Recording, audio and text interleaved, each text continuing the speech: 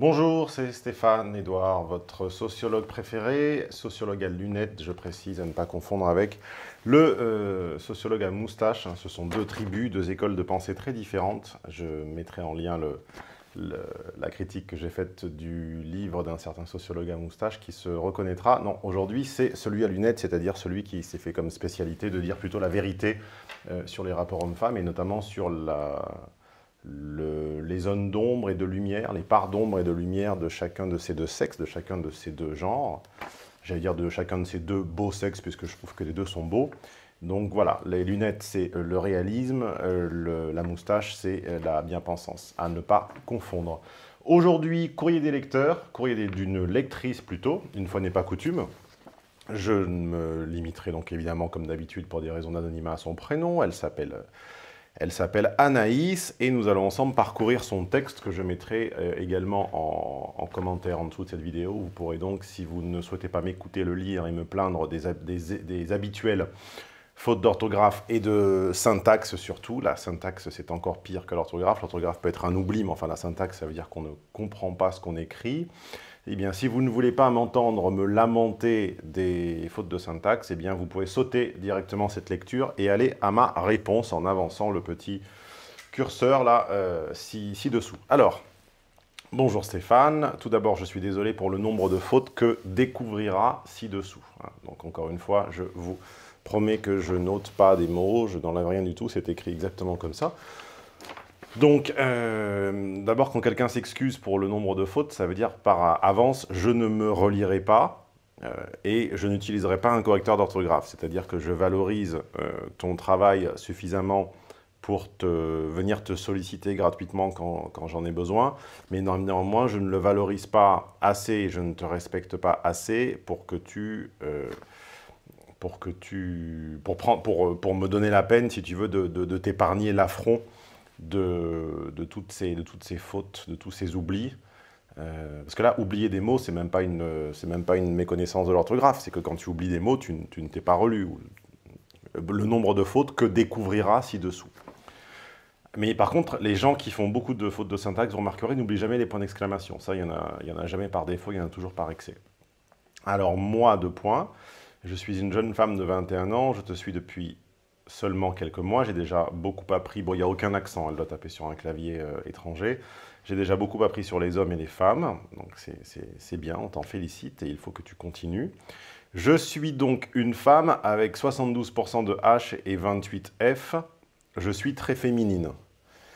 Alors, en omettant le fait qu'il manque une majuscule après le point, alors déjà, voilà, je ne comprends pas ce que tu as voulu dire. On va supposer que tu aies 72% de F et 28 de H, ce qui correspondrait à ta féminité.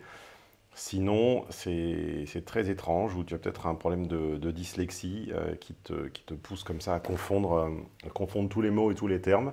Mais 72% de H et 28% de F, donc ça ne veut rien dire, excuse-moi, ça doit être le contraire. On va présupposer que c'est donc le contraire. Donc je suis très féminine, virgule, et là il y a une majuscule, donc tu ne mets pas de majuscule après le point, mais après les virgules, c'est une logique très particulière. J'ai un boulot que j'apprécie, je vis chez mon père pour mettre deux côtés avec deux en majuscule, d'accord. J'aime sans apostrophe voir mes amis, j'aime visiter des musées, je fais de la patinoire, du roller avec un S, du sport, pardon, j'ai oublié de couper le portable, grosse faute d'inattention.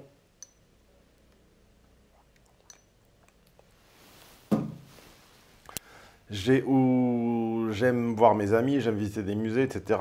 Les moments en famille, je peins, je lis des bouquins sans S de philo. Entre parenthèses, je n'en suis qu'à mon quatrième. Ok, no comment. En fait, tout attaché avec un E, je peux me passionner de tout. Ce qui n'est pas français, on est passionné par quelque chose. Mais je n'ai pas encore trouvé le truc. Bon, c'est normal, tu es une femme enfant, tu as 21 ans, ton goût se forme, mais tu es en éparpillage, tu as une forme de culture et de centre d'intérêt un peu éparpillé, c'est pas forcément très choquant. Mais je me demande si je dois vraiment m'arrêter à 1. Oui, ça c'est ton 72% de F qui parle. Lui, mon ex, a 88% de H. Il a 33 ans, donc 12 ans de plus que toi. Ouf, avec 4 F, la différence d'âge, tu vas me dire, mais elle n'a posé problème qu'après un certain temps. il fait du sport, il a lu beaucoup de livres sur la philo. Entre parenthèses, il te suit depuis longtemps. Donc là, évidemment, tout esprit cynique ou taquin voyant un lien entre l'intérêt du garçon pour la philo et le début d'intérêt pour la philo de la fille est évidemment, il voit des choses qui n'existent pas. Hein.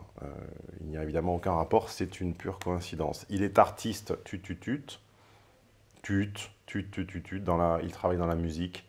Il gagne peu de revenus, toujours pas français, donc n'est pas dépendant. Il gagne peu de revenus, donc n'est pas dépendant économiquement. Si, il est dépendant économiquement. Alors, vous voyez, quand je souligne que les nouvelles générations, en dépit de tout cet adage et de toutes les contre-vérités sur le c'était mieux avant, il y a quand même deux vrais problèmes et quantifiés par les études, qui sont la syntaxe. Je vous mets encore une fois le texte en dessous, et si vous ne voyez pas les erreurs de syntaxe, c'est que vous-même avez un problème de syntaxe, et le raisonnement. Hein, j'ai fait dans une récente vidéo un test sur la capacité des gens à raisonner avec ce qu'on apprend le premier jour de doc de maths ou le premier jour de maths sup, ce sont les liens, les conséquences logiques, c'est-à-dire si un événement 1 ou A implique un événement B et qu'on n'a pas B, qu'est-ce que ça implique pour A? Et là, on a vu dans les commentaires qu'il y avait un certain nombre de mauvaises réponses. Donc, je laisse les gens faire une statistique ou une sociologie de qui a répondu correctement ou pas. Et donc là, ce courrier illustre une nouvelle fois une grave déficience à penser qui est à la fois syntaxique et pire peut-être du point de vue de la raison. C'est-à-dire que les gens ne comprennent plus qu'ils écrivent le contraire de leur pensée, si pensée il y a. Donc me dire il gagne peu de revenus, ce qui est déjà syntaxiquement faux, puis enchaîner avec une erreur de sens, donc n'est pas dépendant économiquement, là, on est quand même sur la base de quelqu'un dont on devrait, enfin, que l'on va aider, par humanisme bien compris, mais dont c'est quelqu'un qui a la majorité pour voter, c'est-à-dire 21 ans, mais dont on se demande comment, en syntaxant faux et en enchaînant des raisonnements faux, on peut... quel est le poids de la pertinence et des opinions de quelqu'un dont les raisonnements sont tous des paralogismes, en fait. Il gagne peu de revenus, donc il est dépendant. Ben, non, Anaïs. D'abord, c'est pas il gagne peu de revenus, c'est son revenu est relativement faible. Son revenu est bas, son revenu est inexistant, son revenu est nul, son revenu est peu conséquent. Et donc, il est dépendant économiquement. Ou plutôt, il n'est pas indépendant. Tu vois? Il habite toujours chez ses parents, trop de tudes, donc là je ne comprends pas du tout ce qu'elle a voulu dire. Je l'ai toujours connu comme ça. Je suis tombé sous son charme, il est très charismatique, il parle bien, il a beaucoup d'arguments dans un débat, il a un humour cynique, il est intelligent, cultivé, sa voix m'excite et m'apaise en même temps, il a ses propres avis. Oui, bah ça fait partie de... Donc je ne l'invente pas, hein, c'est dans le courrier, bah ça c'est typiquement ce que F pur apprécie chez H pur. Pour savoir ce que sont que F et H, je renvoie encore une fois à la vidéo associée. Il y aura une petite fiche là dans le coin de l'écran qui doit être par là, et ses propres avis. Et donc je rappelle ce que j'ai démontré, ce que j'ai expliqué, notamment dans le débat avec Frédéric Delavier, le dessinateur expert en anthropologie et en évolution, dirons-nous, que la différence entre les hommes et les femmes, c'est que les femmes aiment les hommes et H pur, alors que les hommes aiment les femmes, mais pas F pur. Donc, quand tu dis, toi, Anaïs, il a ses propres avis et que ça fait partie des critères d'attraction, des critères de compatibilité avec lui, ce que tu soulignes, en fait, c'est que dans ce que tu ressens envers lui, il y a une forme de volonté de compensation, et que cette compensation s'effectue sur ce que tu n'as pas ou que tu es en train de développer, mais de façon encore faible, et que un de ces facteurs valorisants, c'est la capacité à se faire ses propres avis, ce qui est typique, encore une fois, de H pur. Hein. H pur n'existe pas, c'est le dénominateur commun dans tous les hommes. Ce qui fascine F pur chez H pur, c'est que ses décisions relèvent d'une certaine forme de logique et d'une compréhension des mécanismes qui le dispensent de la soumission à la validation sociale. Hein, c'est pour ça que les hommes ne sont pas en permanence, les hommes H pur n'est pas en permanence à compter les likes sur son Facebook avec son portable comme extension, comme troisième main.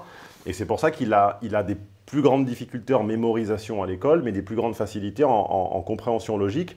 Et sa moindre mémorisation le pousse à développer une compréhension logique qui, du coup, le met à l'abri des atermoiements de l'apprentissage par cœur. Hein, puisque quand on apprend quelque chose par cœur, on est toujours soumis à la crainte de l'oublier. Quand on comprend quelque chose, sachant qu'on ne va, par définition, on ne va donc pas l'oublier, on n'est pas, en tout cas, on ne peut pas oublier profondément quelque chose qu'on a compris jusqu'à dans sa logique atomique. Si on a décomposé un raisonnement en chaque atome logique et qu'on l'a compris, on ne peut pas l'oublier, on ne peut pas se tromper.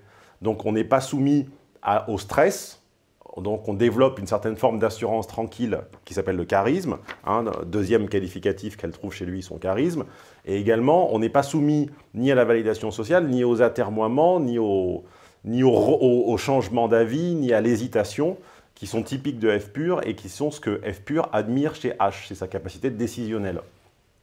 Et il pêche évidemment, en rétablissant la balance, en dépit, ou plutôt en parallèle à côté de sa capacité logique et décisionnelle, H pêche par absence de solidarité collective, on l'a dit, et par absence de compréhension des sentiments de l'autre, c'est-à-dire par absence de toute empathie communicationnelle et émotive. Il m'apaise, il a ses propres avis, il est très viril, bah oui, forcément, 88% de H. Quand il pose la main sur moi, un contact se passe immédiatement de nos deux côtés, je m'arrête là. Donc, qu'il ne possède pas les moyens ou le matériel, ça m'est passé par-dessus la tête, pardon, jusqu'au moment où 1, 2, 3, 4, 5. Reste accroché, Stéphane, je tiens, je m'accroche, vous voyez, je suis là, je suis accroché. Début pas conventionnel, il est le cousin de mon ex avec qui je suis resté 5 ans. Il est le cousin de ton ex, d'accord. Nous avons fait une salade ensemble et nous nous sommes vus et regardés tel quel pour la première fois. Ce moment, nous l'avons apparemment vécu de la même manière, flottement, désir, etc. Pourtant, nous nous connaissions depuis 5 ans. Bon, ça, c'est pas le plus intéressant. On s'est dit ironiquement que c'était un coup de foudre, comme les gens l'appellent. Il faudra que tu m'expliques ton sens de la majuscule, que je ne comprends pas bien, la majuscule en milieu de phrase et pas au début. Bref, je l'ai attaqué par texto, et 3 jours, nous sommes vus. Donc là, encore une fois, il manque des mots. Voilà, je sais pas, dyslexie, ou simplement manque total d'empathie et de respect pour le lecteur. Donc tu me laisses en fait compléter les mots manquants. Peut-être que tu avais la flemme de les écrire. On s'est embrassé langoureusement et on, avec une majuscule, a continué la création. La création, tu voulais peut-être dire la récréation, je ne sais pas. Et on a accroché direct, on s'est vite aimé. 3 mois plus tard, nous avons commencé à coucher ensemble, connexion sexuelle, contact tendre et charnel, jamais éprouvé avec 2 P, de son côté et du mien. Intense, la merdasse, encore une fois je cite, hein, la merdasse, M-E-R-D-A-S. Durant 6 mois, tout était équilibré. Mes amis, mes parents et ma sœur, avec une majuscule à ma, évidemment, encore une fois, toujours ce don divin de l'unicité dans les majuscules, étaient au courant au singulier. Mais lorsque nous avons décidé de l'étendre, car on ne pouvait pas continuer à se cacher pour aller faire 2 en majuscule, simple course. Donc de l'étendre, donc quand nous avons décidé de l'apprendre ou de le communiquer, de le faire savoir, de l'annoncer, non, de l'étendre. La relation est devenue une source négative car nous sommes rentrés du conventionnel. Évidemment, tu ne peux pas taper l'ex de ton cousin si en plus c'est pas du sérieux. Un grand nombre de conflits extérieurs sont apparus avec un T bien sûr, apparut, mais nous sommes restés soudés. Nous avons vécu ensemble 1 mois dans l'appartement de sa sœur absente et ça s'est bien passé. Nous avons eu envie de vivre ensemble ensuite. Oui, vivre ensemble au bout de 3 mois à 21 ans, c'est toujours une excellente idée. L'idée nous plaisait, mais lorsque nous avons choisi d'y penser sérieusement, faute de moyens, son H n'a jamais accepté, et je comprends que je paye le loyer et les factures. Il ne voulait pas trouver un travail comme Monsieur Tout-le-Monde avec son CDI. Avec son CDI. Non, le CDI, c'est la conséquence, la consécration, la formalisation d'un travail que tu trouves. Ce n'est pas un diplôme, un CDI, ce n'est pas la cause, c'est la conséquence. Tu penses à l'envers, Anaïs. J'ai très bien compris et je l'aimais pour ça. Pour sa liberté et parce qu'il avait les tripes quand il travaillait sur ses musiques. Ouais, ben, c'est la groupie du pianiste, quoi. C'est vraiment sa passion et je l'ai toujours encouragé car il est doué. Alors j'ai accepté, je lui ai dit que je voulais mon indépendance tout de même. prendre un appartement, il viendrait quand il voulait. Il a trouvé ça absurde, il a commencé à me dire que notre relation n'avait aucun avenir, nous avons créé des disputes, il m'a quitté une vingtaine de fois en un mois. Oui, sans rire, bah, si tu veux, ça ne me fait pas forcément beaucoup rire, mais je ne sais pas si c'est déprimant ou désopilant. Il m'a quitté une vingtaine... Enfin, écrire sérieusement, en dépit de ton jeune âge, que quelqu'un t'a quitté une vingtaine de fois en un mois, bon. Mais on se retrouvait toujours, car bon, espace, virgule, espace majuscule, on s'aime dans les tréfonds. Alors, on ne sait pas exactement ce que sont que les tréfonds, mais ça doit être des endroits plein d'amour. Des espèces de rues comme ça, où l'amour t'attend à chaque trottoir. Je suis sa poule, sa femme, la vraie, comme il dit. Forcément, quand on aime, on trouve que le machisme, c'est mignon, tu vois, parce que t'appeler sa poule, c'est un petit peu comme l'héroïne de Fifty Shades, hein, qui requalifie en amour tendre les gadgets sadomaso. Là, bizarrement, il t'appelle sa poule avec son 90% de H, mais évidemment, c'est colorisé par une paire de lunettes qui s'appelle l'amour et le sentiment amoureux. Donc là, c'est mignon. La dernière fois où il m'a quitté, donc la 21e fois, on suppose, j'ai dit stop, 2 semaines de tristesse intense, sans nouvelles, oulala, et avec un accent merveilleux, ET, avec un accent sur le et nous voilà maintenant depuis un mois dans une relation dont personne n'est au courant. Ok, on s'embrasse, on couche ensemble, donc en fait rien n'a changé, on parle de choses profondes. Donc ça doit être sans doute les choses profondes, c'est celles qui se trouvent dans les tréfonds du paragraphe précédent. On communique plus sur nos sentiments. On communique plus ou plus. Ah, ça doit être un on ne communique plus sur nos sentiments, ni ce qu'on fait de nos vies personnelles. On se texte. Il m'a viré de ses amis Facebook car il pète des câbles en voyant mon visage et qui aimait mes photos. On n'est plus exclusif, mais on est jaloux. Oui, donc en gros, vous êtes devenus des sex friends, mais je ne le montre pas, j'ai peur qu'il l'utilise comme pouvoir. Ah oui, parce qu'évidemment, le pouvoir est toujours une arme masculine sur une pauvre femme qui en est démunie, hein, ce qui n'a aucune définition et aucun sens en sociologie. On a parfois des mini-disputes qui s'ajustent toujours, donc là on ne comprend pas ce que tu veux dire non plus. Je pense que cette relation n'est pas humaine, ou qu'elle l'est trop. C'est réellement possible pour des humains ou un ancien couple, car je pense que j'ai du mal à me retenir, je me sens libre sans lui alors que j'aimerais être libre avec lui. Oui, tu veux le beurre et l'argent du beurre, donc A et non A, ça c'est ta part de F. On ne peut pas être libre et dans une relation monogame, ou en tout cas on est forcément moins libre dans une relation monogame, parce qu'une relation monogame c'est renoncer donc aux autres, par définition. Ipso facto, je ne veux plus de cette relation conventionnelle car j'ai vu qu'elle ne fonctionnait pas, je ne force rien.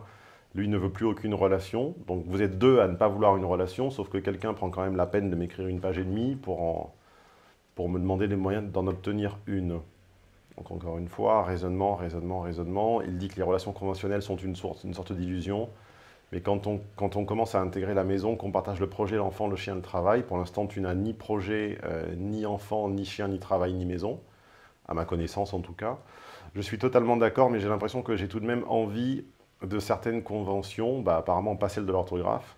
J'aurais bien aimé qu'on partage, je ne sais pas ce qu'elle veut qu'on partage. On avait chacun nos passe-temps, en plus de ce qui, en majuscule, était top. Ça pique les yeux, ça pique les yeux. Ça pique les yeux. Comment ces gens ne redoublent, comment on ne bloque pas ces gens? Comment on les laisse passer dans la classe supérieure? Il devrait y avoir des classes de CM2 avec des gens, parce que ça c'est la syntaxe, c'est du présent de l'indicatif et du conditionnel, ce sont des choses qu'on apprend en CM2. Il devrait y avoir des classes de CM2 avec des gens de 18 ans dedans qui continuent de redoubler jusqu'à ce qu'ils sachent conjuguer au moins à l'indicatif et au subjonctif et au conditionnel. Il me dit que je n'ai pas le recul et la maturité pour avoir une relation d'adulte comme celle qu'on a aujourd'hui. Oui, ça se discute, mais la relation d'adulte n'est-elle pas justement ce qui l'a repoussé? Est-ce mon F qui souffre ou mon H? Est-ce que la relation qu'on garde est toxique? Suis-je juste immature? Nota bene, notre connexion charnelle et sexuelle n'a jamais changé tout au long de ces 11 mois, car nous nous aimons toujours dans nos tréfonds. Donc forcément, toujours ce petit triangle d'or, là, ce petit coin de rue avec l'amour sous chaque lampadaire, sur chaque trottoir. On se désire toujours comme des dingues. Merci de ta lecture.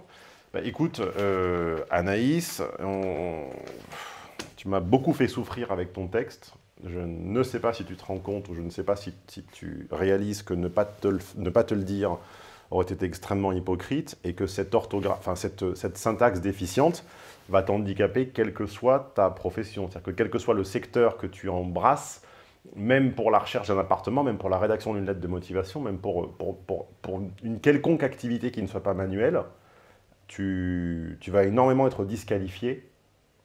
Et je ne sais pas si tu te rends compte que c'est presque beaucoup plus préoccupant que tes 2 semaines ou 4 semaines de vie commune avec quelqu'un. Sinon, que dire? Tu as eu une attraction physique avec un homme qui te plaît.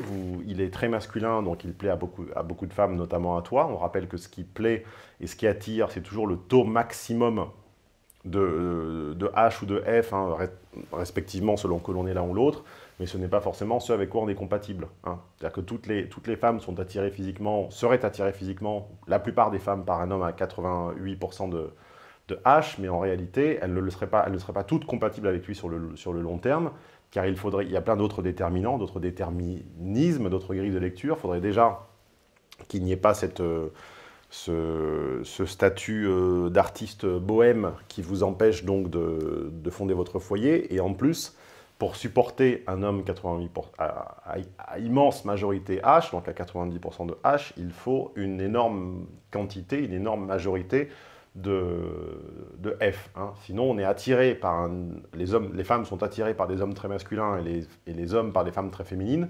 Mais pour supporter une femme à 90% F ou pour supporter un homme à 90% H, il faut soi-même avoir renoncé sur un certain nombre d'aspects. Et quand on est 50-50, 70-30 ou 60-40, on a beau être attiré par une femme ou un homme très masculin ou très féminin, on ne le supporte pas. Hein. C'est la différence entre l'attraction et la compatibilité. Donc Anaïs, tu as repéré un homme qui te plaît, comme on dit en italien, a pelle, c'est-à-dire un homme dont le contact de la peau te fait frémir et te provoque du désir et du plaisir. Ça, c'est une certitude. Vous avez ce qu'on appelle une connexion sexuelle. Ça, c'est une seconde certitude. Et ça n'arrive pas si souvent, une fois tous les 5 à 10 ans. Donc c'est peut-être la connexion sexuelle de ta décennie, ou une des 2 ou 3 de ta décennie, profites-en. Mais jamais il n'a été écrit que votre relation doive s'incarner dans la prise d'un foyer que de toute façon vous ne pouvez pas vous offrir, et dans une espèce de relation monogame, déclarée, académique, voilà, annoncée aux amis, socialement intégrés, que vos cercles d'amis se mélangent, etc. C'est le problème notamment des relations où l'âge de l'un est 50% supérieur à l'âge de l'autre, hein, parce que 33-21, c'est comme 50% de plus, c'est pas comme 50-40, c'est que les cercles d'amis vont difficilement se mélanger. Tu rajoutes une difficulté qui est l'histoire du cousin, et donc entre guillemets, vous n'êtes ni monogamique, ni totalement exogamique. Hein, les 2 critères du couple moderne par rapport au couple traditionnel, c'est que le couple moderne, il est monogamique, exogamique, c'est-à-dire qu'on prend un partenaire unique, mais totalement à l'extérieur de son cercle, alors que le couple traditionnel depuis l'Antiquité, c'est rarement monogamique, c'est plutôt polygamique, et endogamique, c'est-à-dire qu'on allait le chercher beaucoup moins loin, et on considérait déjà qu'un cousin éloigné était déjà considéré comme de l'exogamie. Aujourd'hui, un cousin même éloigné, c'est toujours de l'endogamie, et on est toujours, comme une certaine ancienne ministre, je crois, qui a épousé son cousin, on est toujours regardé un petit peu d'un œil circonspect. Voilà, quand on ne prend pas femme ou homme, totalement à l'extérieur de ces cercles familiaux et amicaux. Donc, pour finir, ton erreur, Anaïs, et la sienne notamment, car il est plus coupable et plus responsable que toi, étant donné sa supposée expérience, votre erreur est d'avoir voulu transformer une éducation sentimentale, comme aurait dit Flaubert, ou une initiation sexuelle, C'est-à-dire, au lieu de limiter votre rencontre à une découverte et à un approfondissement de vos connexions charnelles et neuronales, bah, vous avez immédiatement désiré copier les canons d'un certain couple traditionnel, fonder des foyers et mixer vos cercles, et ça n'est pas passé pour des raisons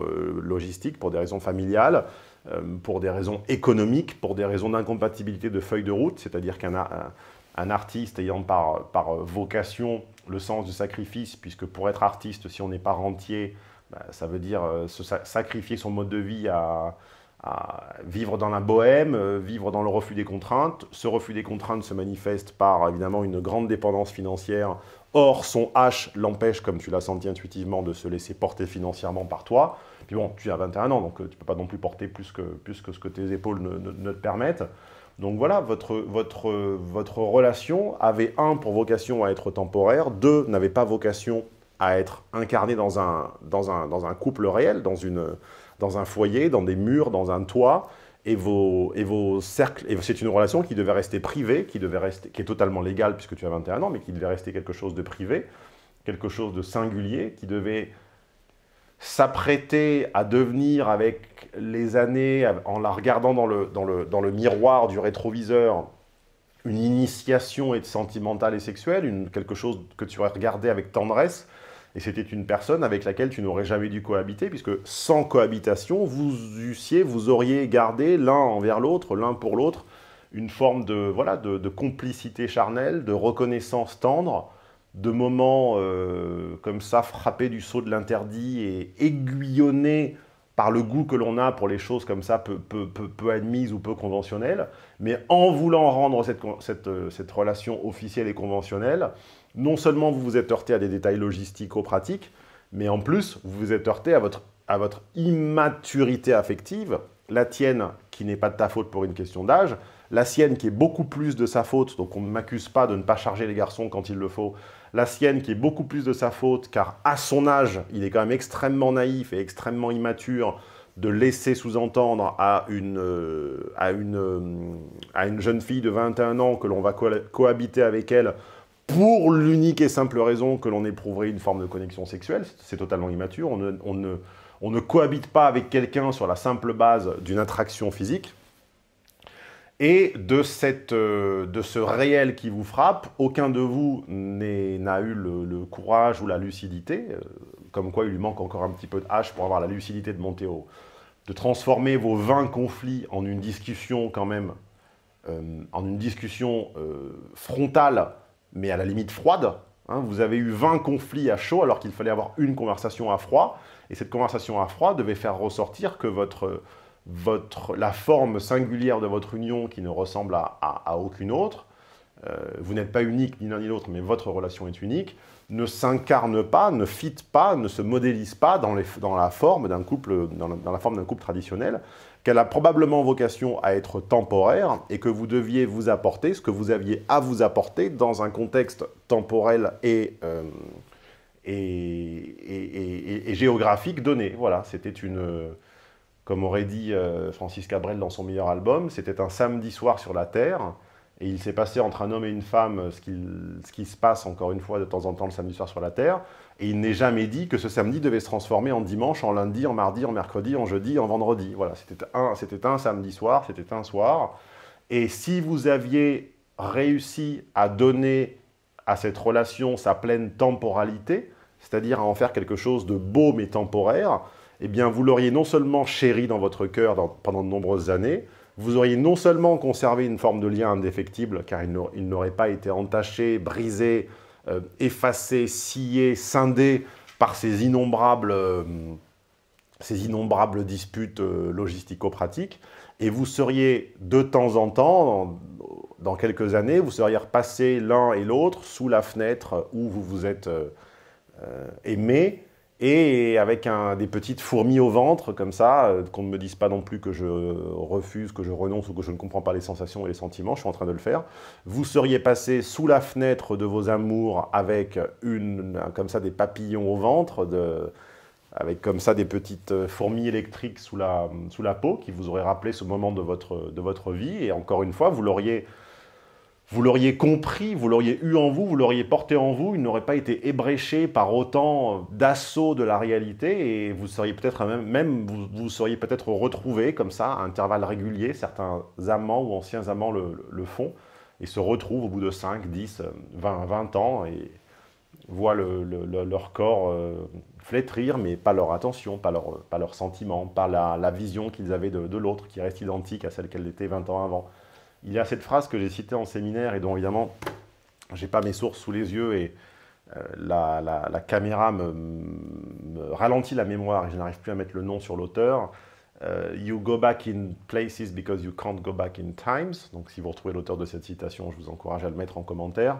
On retourne dans les endroits que l'on a aimés parce qu'on ne peut pas revenir en arrière. Donc vous seriez comme ça, peut-être tous les deux, parfois, passé ou par hasard devant un endroit qui avait symbolisé votre amour et vous auriez eu la sensation, en retrouvant un endroit, de remonter dans le temps. Hein. You go back in places because you can't go back in times. Le titre de la nouvelle, qui est américaine, finit par « on », mais ce n'est pas Inception, c'est quelque chose comme ça. Bref, un phone coaching, ou pas un phone coaching, un courrier des lecteurs ou un courrier des lectrices intéressant à juste titre. Premièrement, parce qu'il met encore une fois en exergue quelque chose que je souligne systématiquement, qui est le lien entre l'incapacité à se penser, l'absence de syntaxe et l'absence de logique. C'est-à-dire qu'il est quasiment... on mesure quasiment la possibilité ou l'impossibilité de la personne à répondre à sa propre question à la forme qu'elle donne à sa propre question. Et quand la syntaxe est déficiente, en général, la logique est déficiente. Et quand la logique est déficiente, on sait presque pertinemment que la personne n'a pas les outils culturels et intellectuels pour répondre aux problématiques qu'elle se crée elle-même. Donc Anaïs, tu t'es créé toi-même un problème. Ce problème consistait à vouloir faire entrer une histoire sexuello-sentimentale dans un cadre logistico-pratique, académique, conventionnel, revenant à avoir un loyer, un foyer, des amis communs et l'aval des parents. Vous n'avez eu ni les moyens du loyer, ni les amis communs, ni l'aval des parents. Le réel aurait dû vous servir de leçon.